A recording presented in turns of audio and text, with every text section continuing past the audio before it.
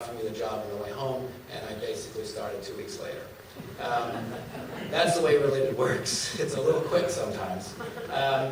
Then of course, the world came crashing to a halt in the fall of 2008, and so I had instant buyer's remorse. What have I done?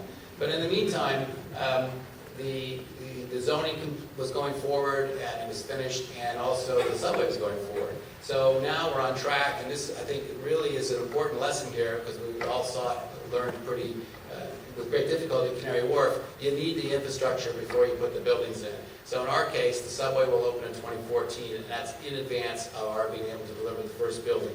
And it's a huge, huge feather in our arrow in our quiver, really, to know that it will be done. The infrastructure will be there. So the momentum's starting to build. People now realize that the subway's for real. We had to go back. When we contracted to lease the site, only half of it was zoned. The other half, which was where the stadium was supposed to go, was kind of the hole in the donut. So we spent 2009, when no one was doing much of anything, we finished all the zoning. And so by 2010, when Oxford came in to play as our partner, all of our entitlements in place, all of our contracts were negotiated with the MTA. It was a pure private sector play at that point in time. And then something happened that no one could have predicted. New York started to recover much faster than everybody expected. And as part of the recovery, they opened a High Line. And as part of the High Line, they rezoned West Chelsea. And what happened was the entire cultural neighborhood or center of New York started to gravitate towards West Chelsea.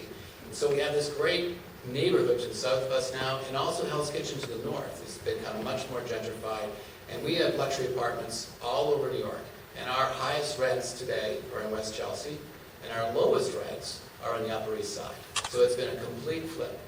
And what's happened is the city was very, very clever in the way in which they rezoned West